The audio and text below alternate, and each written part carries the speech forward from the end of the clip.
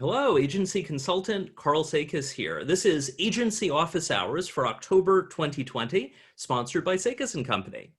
On the second Tuesday of every month, we're answering your questions about helping your agency grow more profitably.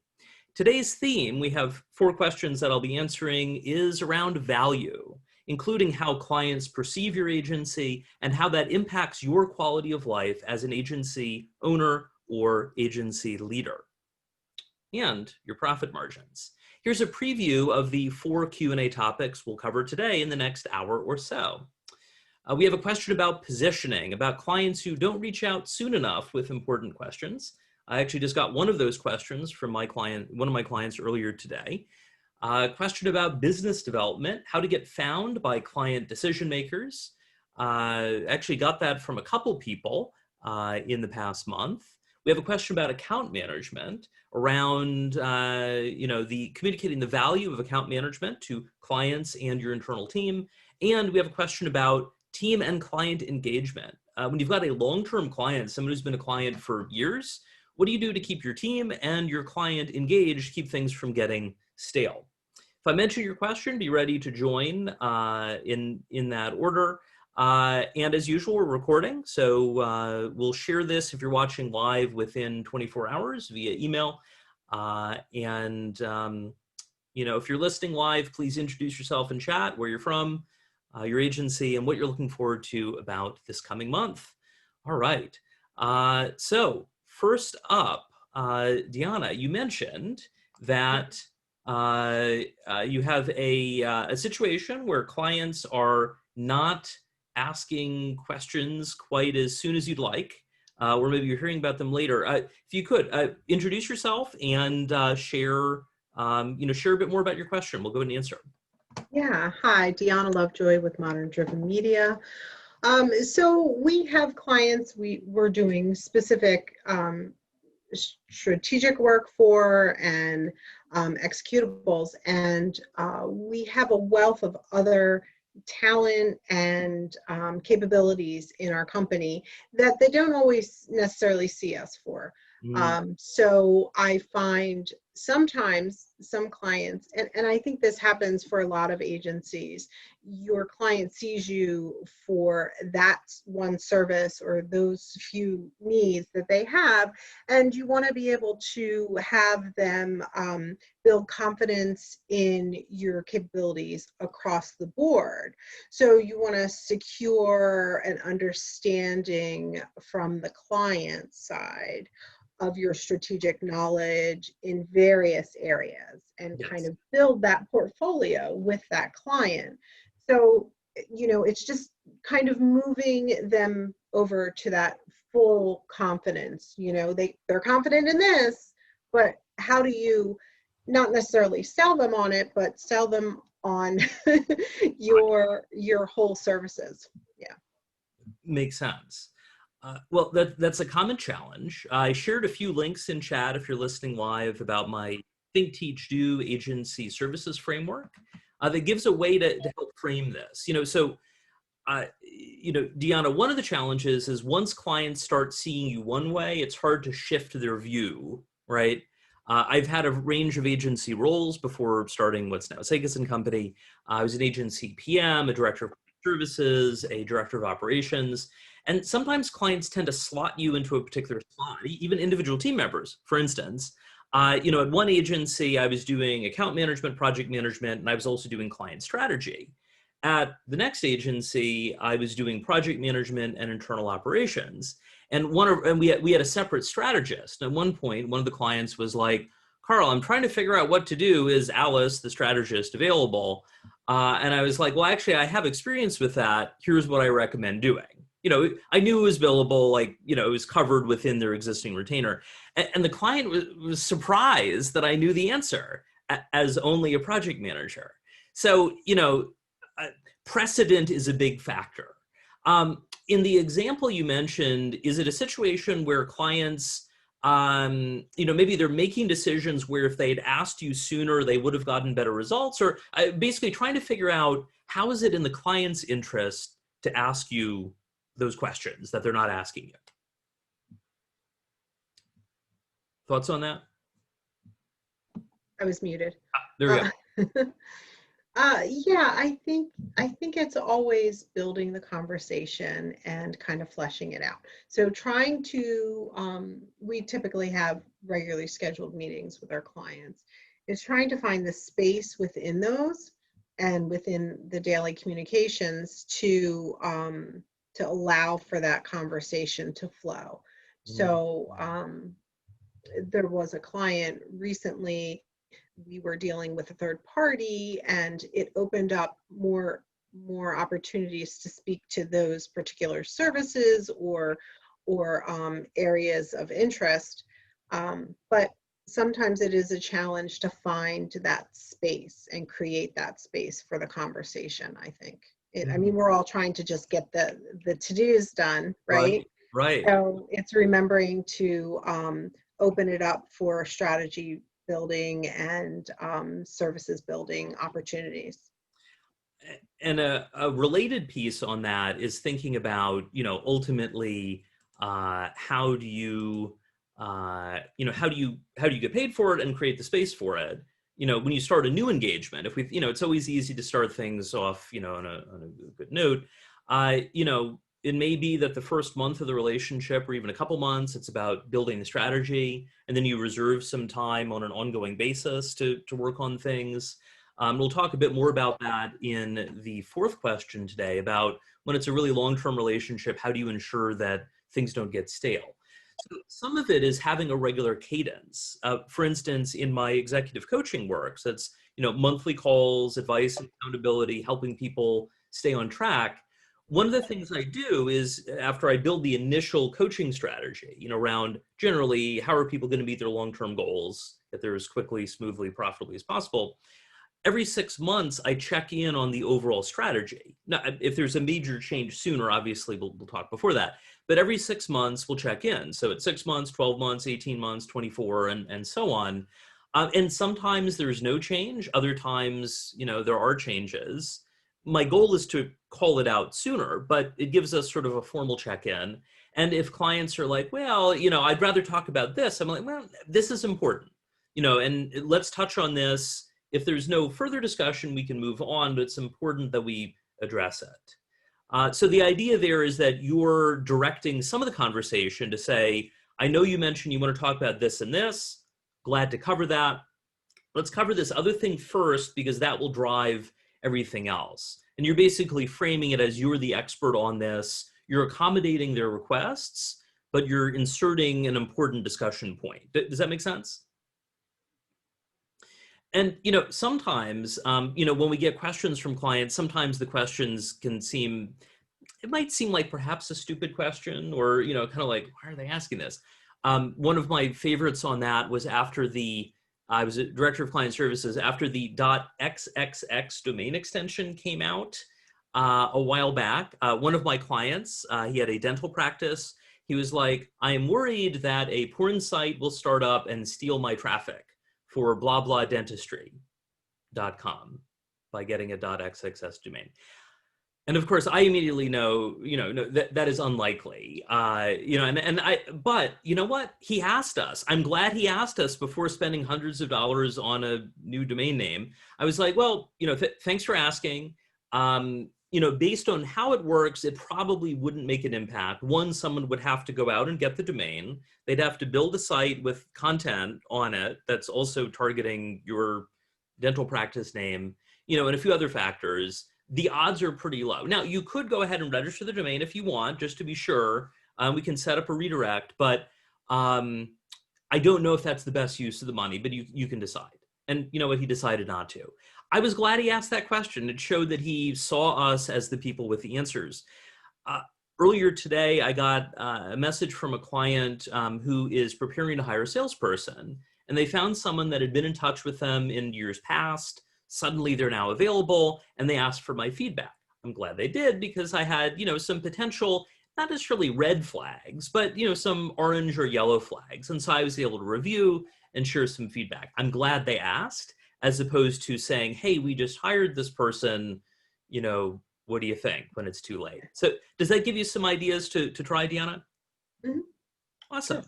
Awesome. Well, thank you for joining. Next up for Q&A is going to be Stephen in Mexico with a question about business development. Stephen, if you want to stand by, come off mute and be ready to join. And it looks like you're off mute and you're on video. Excellent. So, Stephen, you had mentioned, it feels like my small agency is invisible. When decision makers want to hire an agency, where do they look? This, by the way, is a popular question. I got a question from Agbons in Nigeria earlier, or between when you asked and when she submitted. So I am guessing a lot of people are wondering about this. Stephen, if you could, introduce yourself, share a bit more about your question, and then let's help answer it. Sure thing. So my name is Stephen Rowe. My agency is called Thoughtful Pros, and we do content marketing. I'm based in Mexico, but our clients are actually in the United States and Europe. Pretty much everything we do is in English. And we've pretty much only grown with referrals over the last few years. But this year, I think with COVID, though I can't prove it, our referrals have basically turned into a trickle. And so I'm looking for more proactive ways to get new clients. And it seems like we're invisible, as I said. We haven't really been doing a lot of development outside of just referrals that come in. And when trying to, appeal to those type of clients, how do they go to an agency when it isn't through a referral? Got it. One core question is roughly, what is the size of your clients? Are they small businesses? Are they enterprise? It's somewhere in between. Kind of what's roughly the size of the typical client?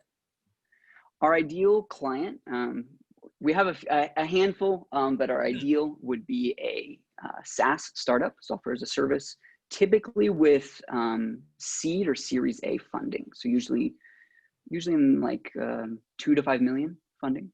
Got it. So sort of the shorthand would be a funded SaaS startup. So you don't want a bootstrap startup where they're funding it out of their own pocket. And if they're publicly traded, they're too big, at the right. So, sales really, you take the call, but they're probably not as strong. It's not really our. Yeah. Exactly. Yeah. Okay. Nor one with, $20 million in funding or, upwards of that. Got it. So thinking about, seed or Series A, if we put ourselves in their shoes, what are their primary goals? Ultimately, they're presumably getting some sort of revenue at this point beyond, just the funding, and they're presumably trying to get traction, right? They're looking for the hockey stick growth that they promised to their outside investors. They're not sure how they're actually going to do it, but, hockey stick, yay. And of course, that's going to happen for some and not for everyone. There's the idea of venture capitalists assume that like 1 in 20 of their investment do really well. Many go out of business and others are just sort of middling kind of thing. So related, they also want to get their next round of funding, get their B or, A or A to B. So here's a question. When people reach out, what are the problems they're describing? I'm making some assumptions about funded startups or in SaaS startups in particular. What are some examples of the questions people come to you with?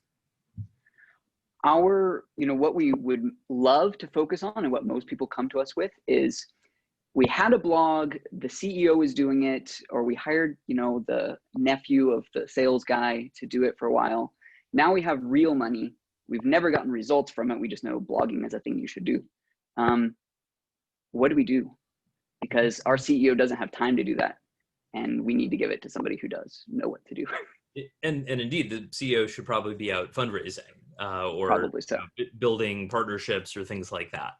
Exactly. So there's a potential risk there, which is that it sounds like some people are coming in looking for a checkbox solution. They're like, we know we need to do content. Hey, blogging, that's content.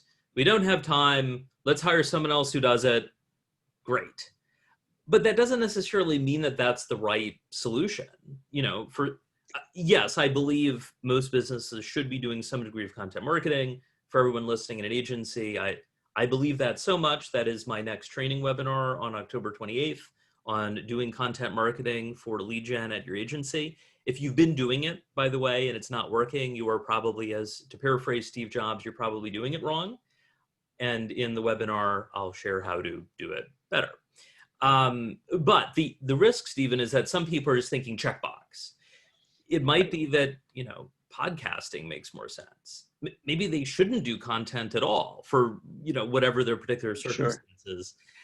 So I think one of the big questions is, do they want strategic advice? And looking at your particular client set, are they open to strategy, or are they basically saying we want, 8 blogs a month or 4 a month or what have you?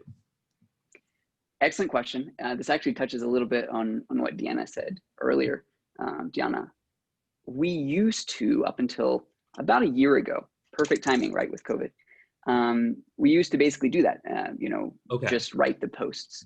We've sort of transitioned with the existing clients we have, realized like, oh, you guys do more than just write stuff, because we were doing it for free, and we're like, yeah, we can charge you for that too. Please do. So exactly. So that's been a transition that we're kind of in the middle of, and most of our referrals now are from previous clients who are referring us as, oh yeah, these guys write stuff. So that is a challenge with our current referrals as well. 2 prongs to that. One, you want to direct the referrals a bit more strategically. So when you let clients know that you're open to referrals, there's always a risk when it comes to referrals, because clients are like, well, if we point other people their way, then, the agency is going to be slower to respond to our calls. It's going to hurt our level of service because they're focused on everything else. And, that's always a risk. That's more so with smaller firms than bigger firms, right? Because they assume, oh, you got a bunch of people, right, all that. But you want to make it safe, but you also want to direct it. So for instance, recently introduced a prospective client who's considering my executive coaching offering to a couple clients who are in similar situations to help him sort out, is this right for him? Because this can be a bit of a stretch. He's qualified, but it's a bit of a stretch. And I noted to the clients who were volunteered to do intros, I gave a summary of his situation without revealing anything, material. And I also noted that the pricing, because they've been legacy clients, they're getting a discount compared to what new people are paying, kind of thing. So it's important they know, what I had quoted. But a related piece, another referral recently, or like they're in for referral, he was referred by someone who had done executive coaching in like 2014, 2015. I mentioned to him that my model has shifted a bit. Back then it was weekly calls, now it's monthly calls. I shifted because of this. So it's important that anyone who's doing a referral knows what you do. And that's an opportunity to do a bit of client education, to say, you know us from doing writing, we actually do these other things. And you can actually prime clients. This is for everyone who's like, how do we get clients to ask for more help? You put examples into your conversations. You're like, we were helping a client in a similar situation and we did blah, blah, blah. You're sharing anecdotes that are relevant, and your team, anyone who is client facing, anyone who's wearing their account manager hat, is doing the same. We had a similar situation and here's what we did and here's what worked. It can also talk about their internal challenges. For instance, maybe they're having a meeting with their board, because if they have outside funding, they will certainly have a board. Yes. You can share some tips, for instance, in the CMO mastermind group that I run. This is in my consulting and coaching, it's all agencies, but through AMA Triangle, I run a CMO mastermind group, brand side only. And at one point there was a discussion about CMOs in board meetings, the board of directors. And the way one CMO put it, he's like, I think of it like a commando mission. Get in and get out. He's like, if I'm there for more than 15 minutes, I messed up and I'm in trouble and I didn't direct the conversation right. There are some pros and cons to that approach, but it's worth considering. For him, the key is share the key points first. Don't share 15 different points, distill it down to a few core items. So if things go off track, you've delivered what they need. If you have something that worked for one client, it's worth sharing that with them, whether that's billable or not. It's helping cement value.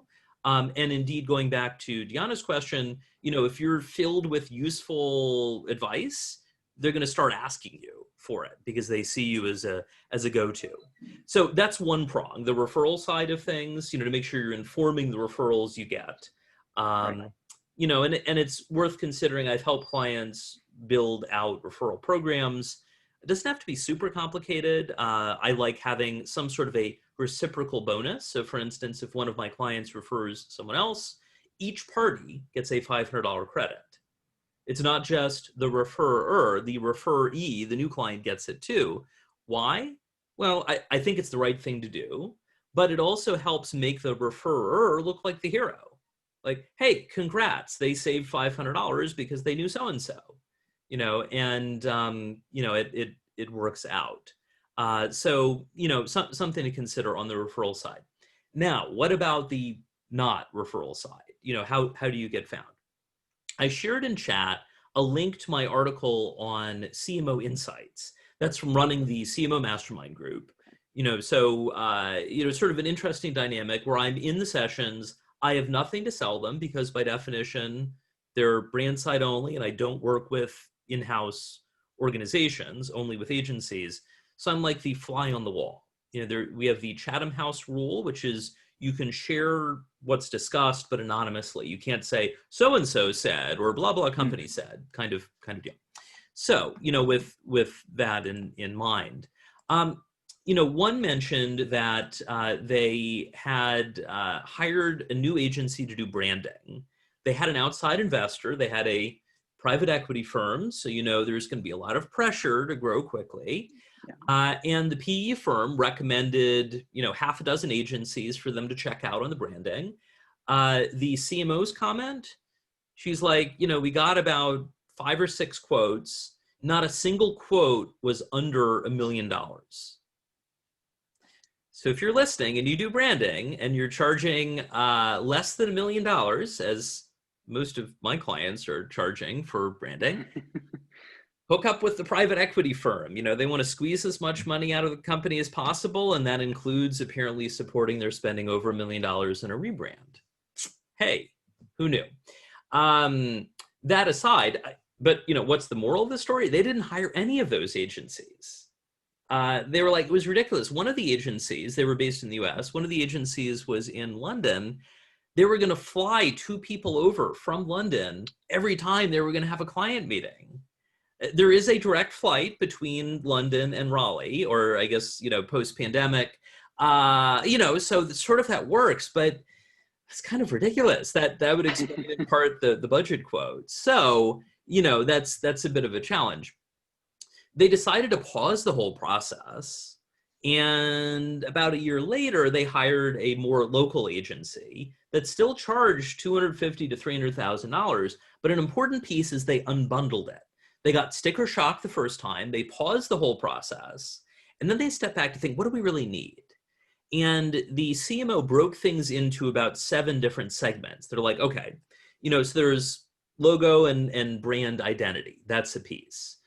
We need style guidelines. We need design of collateral in line with the work we're doing. We need messaging.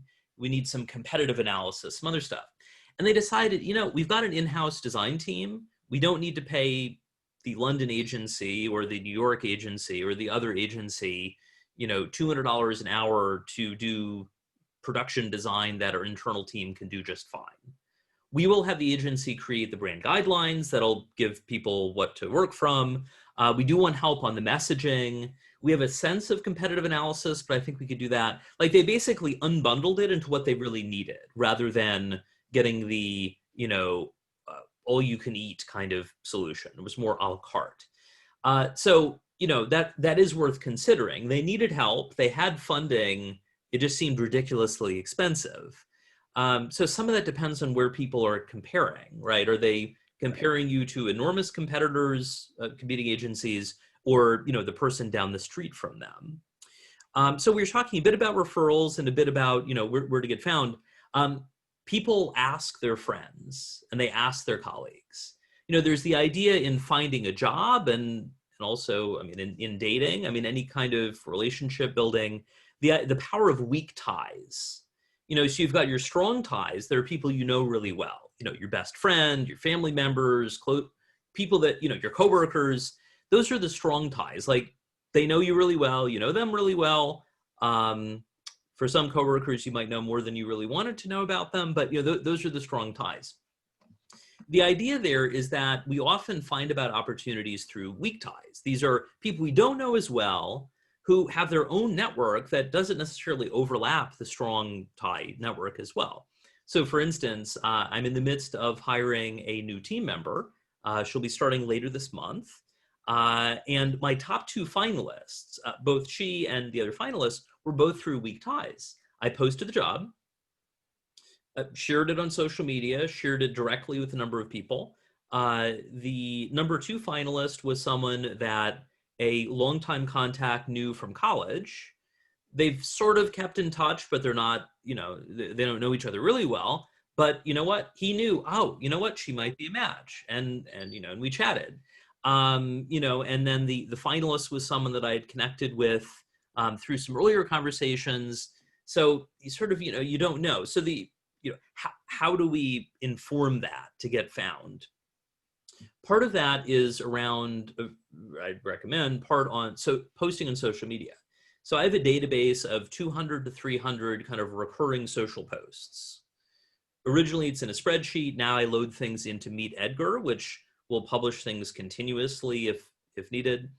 And I'll see people will like and reshare things. These are, generally evergreen things. Like, if you're running your agency, you can run the business or you can oversee the creative and client work. You can't do both eventually at a certain point. That's going to be true forever, not just right now. And so those circle through. I mean, it might be months between when something reappears. But you know what? That creates an opportunity so that everyone who's connected with me or following me on LinkedIn and other channels will see those. And they'll be like, oh yeah, Karl, he shares advice for agencies. I got an inquiry recently from someone I had met at a conference 2 years ago. He's been following my newsletter ever since, and finally needs help. And it's a match. So does that give you some ideas to think about? Yeah, definitely. Thank you very much. Absolutely. Absolutely. Well, Stephen, thank you for joining. Coming up next, we have questions from Amber and Brittany. Amber and Brittany, go ahead and stand by. But first, and we'll be looking at account management and team and client engagement.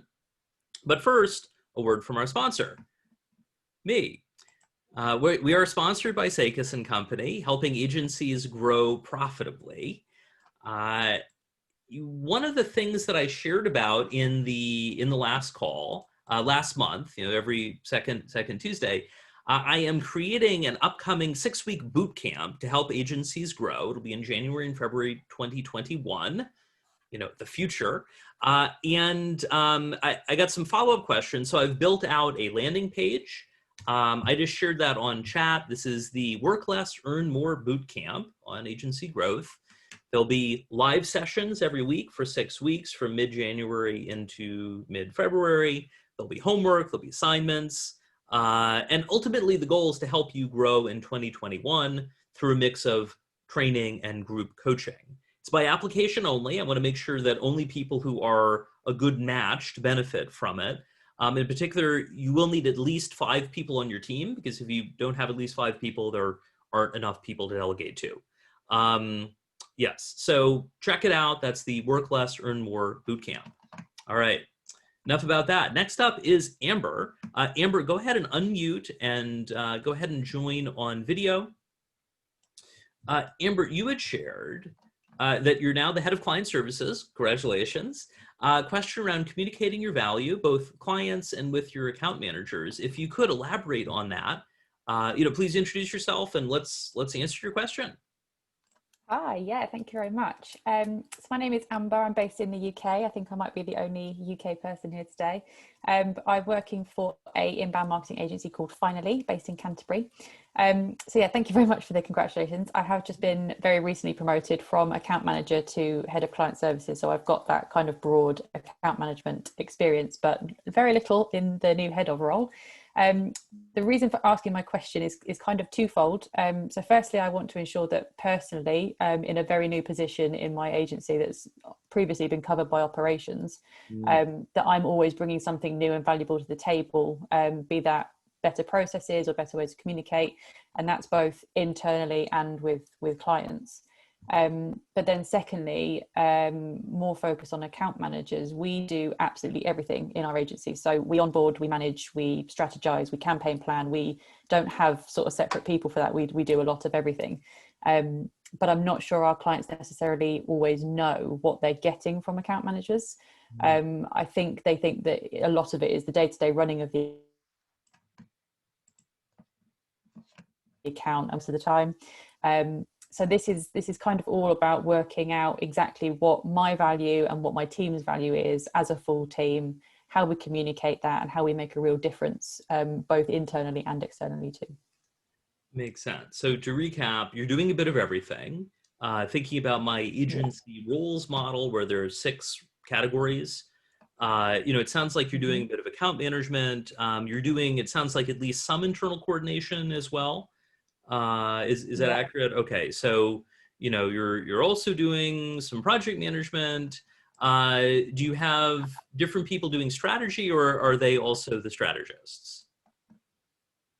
So we have 2 bosses who look after much of the sales and the strategizing. We have our senior managers in terms of our head of operations, who that's largely the running of the day-to-day of our agency. And then our account managers are, yes, they're sort of involved in the project management, but also we manage our own teams and everything like that. So I've just shared through screen sharing, I've just shared my agency role categories grid. So, for everyone who's watching, we've got account management, that's keep the clients happy and typically sell them more work. Project management, more internally facing, getting things done smoothly and efficiently. And that does apply to retainers as well for PM. SMEs are your highly billable people, depending on your agency's focus: design, development, writing, analysis, so on. Strategists are advising clients how best to spend their budget. You basically maximize the return on investment of the budget. There's sort of like a super subject matter expert who's a bit of an account manager as well. You've got bizdev, which is really marketing and sales and partnerships. And then support is operations and leadership, making sure things go well, short and long term. So it sounds like, although officially, Amber, the focus is account management, you're doing a bit of project management, there's some strategy, and you're also doing some of the internal operations around some of internal processes, procedures, and things like that. Is that right? Yes, absolutely. Yeah. That is a busy job. Having been a director of client services myself, yes. So one key question, are you and your team, when you're doing client-facing things, are you billed to clients? Yes, we are, yes. Excellent. All right, that helps. So consider my recommended billing target, and in chat, if you're listening live, I shared the agency roles article that digs in on the grid that you're seeing on screen here. Ideally, your account management team is billing, if people are working about 40 hours a week, they're billing 20. Could be a bit more, preferably not less. Why 20? Well, they are the voice of the client within the agency. They're making sure that things are happening according to the client's goals. I talk about your values, goals, and resources, your VGR. Your clients have values, goals, and resources too. You want to make sure that you're following those. So, with all of that in mind, part of your job is to make sure that the client is getting taken care of. You also, though, need to watch out that, there's a risk of people pleasing. Good account managers are often people pleasers and they want to keep the client happy, even if it means giving them free stuff.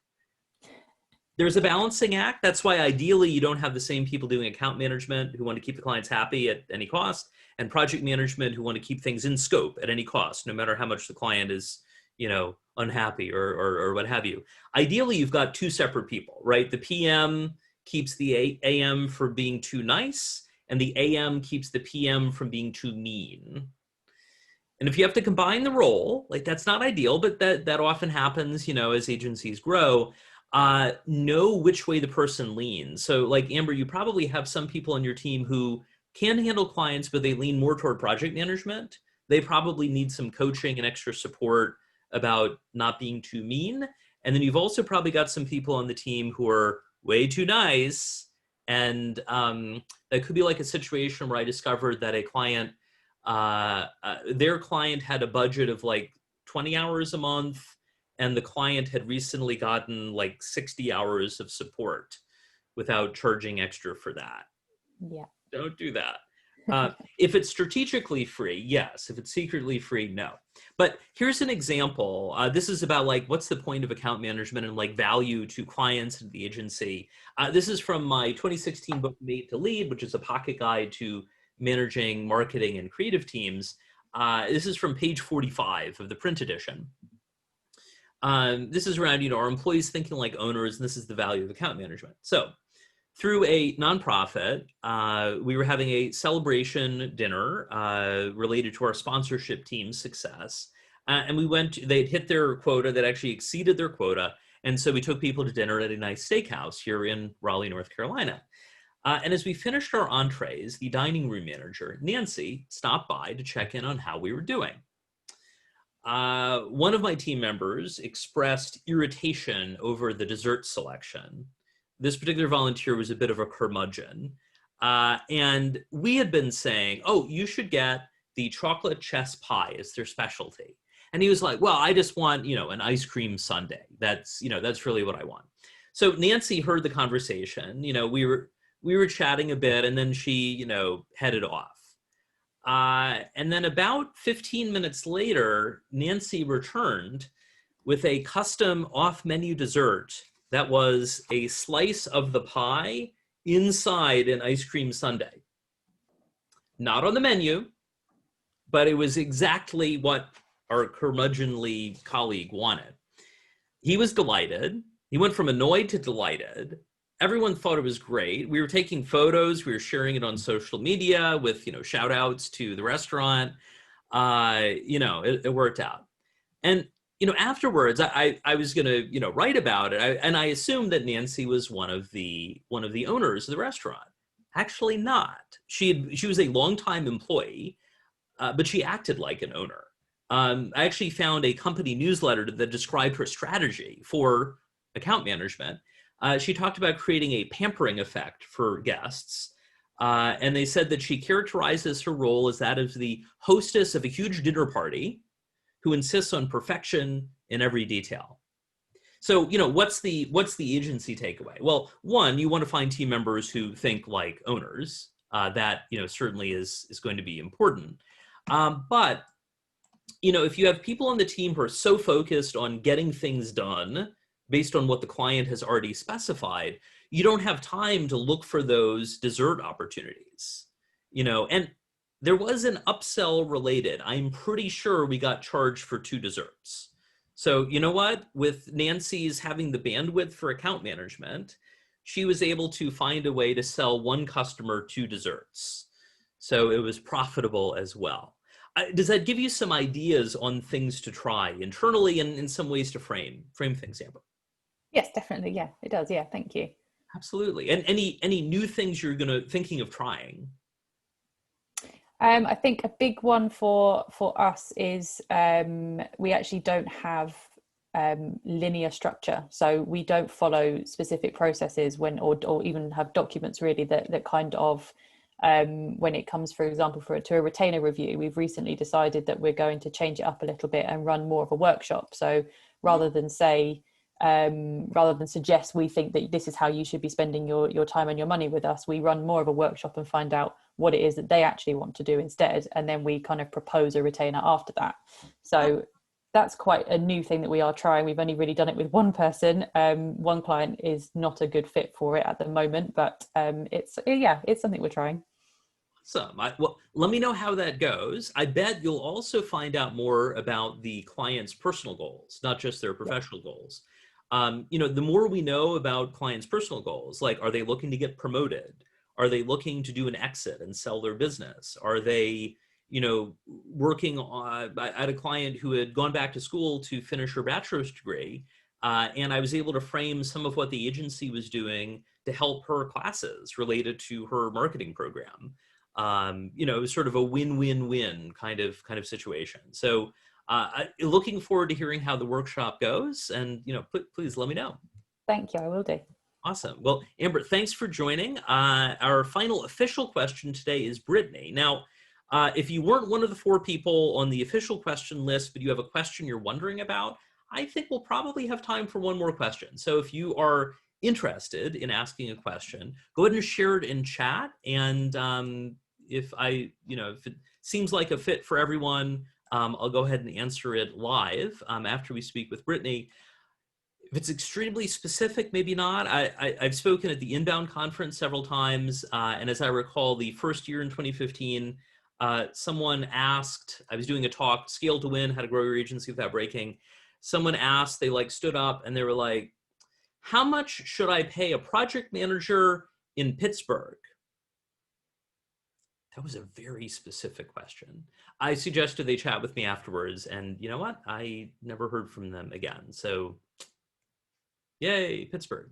All right. Final official question, but if you have a question you want to ask, go ahead and share it in chat. Might be able to do it live. Is Brittany in Florida? Brittany, go ahead and unmute yourself, and come on video, so you're on video. So you had asked, when working with the same client for multiple years, how do you keep the team and the client engaged so that things don't become stale and people aren't dealing with burnout? Please introduce yourself and share a bit more about your question. We'll answer it. Awesome. Hi, everyone. So I'm Brittany. I'm also a director of client services. We are a HubSpot agency, so we do all the inbound services on our team. So we do have clients that have been with us for 5-6 years, and we don't work in the most glamorous industries. So we have a lot of manufacturing type clients. So not always the most creative when it comes to marketing, right? So I think, we've seen we've gotten great results, but how do we keep the team going and still want to be engaged and not just oh, okay, this is a legacy client, let me put them on the back burner, or things of that nature, I think come up. And then also, keeping the client engaged too. Makes sense. Well, there are a few potential directions on that. One, congratulations on your client retention. People seem to be happy. Manufacturing is especially tough because, a lot of manufacturing firms, the head of marketing or the head of sales and marketing is 90% sales, 10% marketing, right? They're sort of used to those one-on-one connections, and not every manufacturing firm values marketing. So obviously you're finding ones who do. So congratulations on that. I talked about the agency roles earlier, about account management, project management, your subject matter experts, strategists, biz dev, and support. What is the role within the agency that is focused on keeping the client happy? Are they getting what they want and what they need? Kind of who are those people? What's their title? Yeah, so we call them account managers. So they're the ones that have, the weekly or monthly calls with the client and keep things going on track with the internal team. And then we also have a strategist that will oversee and create the strategy based on looking at the metrics and coming up with ideas based on, goals and actual data on a quarterly basis. Got it. So perfect division of labor. The account manager can focus on client satisfaction and, how are they doing? And then the strategist can be thinking about what's the best way to deploy the client's budget. Right. So that's good to hear. I think the thing that comes to mind is looking at finding what is the right cadence to update the strategy and then, sort of tweak the strategy. So, a common approach is you have the annual strategy and then every quarter there's a review. And then, in between those quarterly and the annual review, the account manager is making sure things are on track. The account manager is staying up to date about, the client situation. Obviously with COVID, for instance, in manufacturing, some shifts around, can people get raw materials? Do they actually have something to sell if they, can't make it? Or, is it a growth opportunity? Are they overwhelmed with sales and even maybe need to dial back on some of the marketing because sales are so good, kind of like an e-commerce client does marketing, among other things, for a company that sells camping food. At the end of February, they were totally sold out. They were, freeze-dried, kind of shelf-stable food. They had nothing left to sell, right? It was all gone. And so the account managers can stay up to date in between. But ideally, the strategist is doing kind of a major milestone review and update each year. There's probably some sort of a quarterly check-in. Maybe the account manager and the strategist are checking in quarterly. Depending on the client's budget, the client may not be meeting with the strategist at that point. Kind of depends what's going on. How does that roughly match up to your approach? It's similar, except we typically were doing quarterly strategies versus annual, which is something we're probably going to change very soon. There's issues with that. That's a different conversation. But We'll save that for future months. It would be like that, where we were running quarterly strategies. So the AM would talk to them either once or twice a month, and then that strategist would come in to present the strategy once a quarter. And quarterly, by the way, may make sense if it's a rapidly changing industry, or, thinking, Stephen, you're talking about the SaaS clients. Like if they're growing, 20% a month, right? In that case, pretty often kind of thing. So I think you're on the, Brittany, you're on the right track there. I shared in chat around the idea of positioning your client as the hero with the agency as the helper. StoryBrand has capitalized on that around the hero's journey. They did not create the idea. It's from Joseph Campbell in the 1940s around what's now known as the hero's journey. And, with that, I think people tend to see themselves as the hero of their own lives. And you know what? That's fine. You could be the hero in your own life. But when it comes to client relationships, ideally, I recommend that you make the client the hero and you are the helper, helping them achieve their big goals. So thinking, Brittany, with your clients, what are some ways in which you can make them the hero now? Because that gives you some ideas to find marketing-related solutions that help with that. So, for instance, I would assume Made in America is big right now. People who are manufacturing personal protective equipment, that's big. What are some other themes you've noticed where you can make them heroic? Yeah, not so much a theme. I think just taking the whole approach of like the question asking and getting them to kind of come up with a solution themselves is definitely a proactive approach. So rather than us telling them what to do, I think being able to ask the questions to get them to kind of say it themselves is very useful, getting them to kind of think in more of that light of what's possible. Yeah. And a related piece on that, you're in a lucky spot around focusing on a particular industry. Across all of the agencies I work with, not everyone is an industry specialist, but whenever— we have others as well. That manufacturing and SaaS just tend to be the top two. Got it.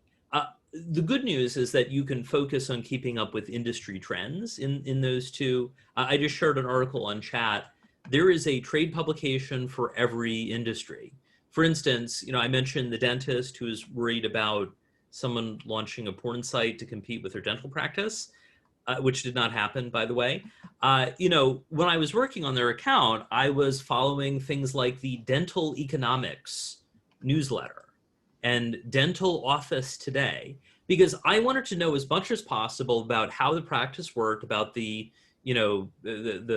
business of running a dental practice, because I had been a patient, of course, but the more I could understand, the better. So there are obviously various manufacturing publications, SaaS-related publications, both online and otherwise.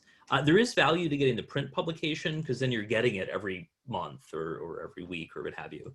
And there is something for everyone. There is a publication, or at least as of a few years ago when I wrote the article, called Pizza Today, about the pizza industry.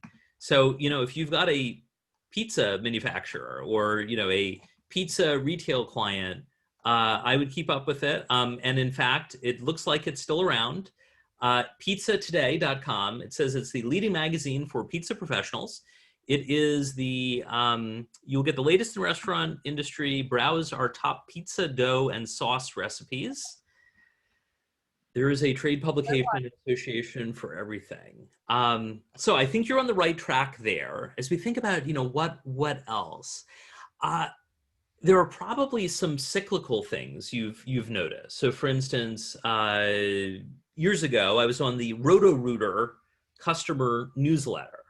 I don't know how I got on that because I don't think I've actually worked with them, but I was on their newsletter. And you know what I noticed? Every October, there would be a newsletter from Roto-Rooter saying, do not put pumpkin down the garbage disposal. It will jam and you will have to call us and you will have to pay to get it fixed. So don't put the pumpkin down the garbage disposal. Public service announcement, by the way, here we are in October, don't put pumpkin down the garbage disposal. There we go. So, you know, that's the thing where that's an annual thing. Like that went out every single year. I finally unsubscribed because I don't use my garbage disposal, but you know, such as it is, there are going to be some annual seasonal things. Have you noticed any within your clients? Yeah, definitely. So I know in manufacturing, typically, at least some of the old school ones, like shutdown is big around Christmas. You're just not going to get anything then. But also with the tax season, sometimes it's like they have extra budget they have to spend or put towards something. So it's like you want to get more clients then because people are spending more money for the tax write-off. So there's definitely things like that you can tap into as well. You can kind of see the trends in traffic and things like that. Got it. A key thing with that is ultimately, you know, you're seeing it all the time and you're seeing it across all of your clients, but, you know, it may be fresh to your client. You know, you'd asked about keeping the team engaged and keeping clients engaged. You know, they're thinking about the annual shutdown between Christmas and New Year's like once a year. You know, it's going to happen. You're not surprised. But for them, they're only probably thinking about it, you know, briefly. You know, for instance, for e-commerce oriented agencies, one of my clients did it's time to start thinking about Black Friday. And I think they posted that in like late September. A colleague's husband works in the radio industry. And in October, like a week ago, they are planning holiday music already. So, you know, sort of that planning ahead kind of thing. Just the reminder, like it may not seem fresh to you, but the client's like, oh, yeah, that's right. I forgot about that. So that is a way to add value. Now, in terms of how to keep your team engaged, I think some of that depends on the team. You know, if we think about design, for instance, you know, if you're doing design related services, I don't think anyone goes to art school to become a production designer, right? We need another sales sheet. We have an urgent sales sheet update due later this week.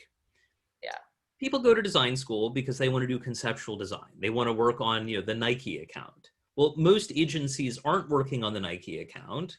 And from what I hear, it's something of a, you know, a difficult client, right? That they've got big expectations and everyone wants to work with them. I remember learning, you know, I'm into trains.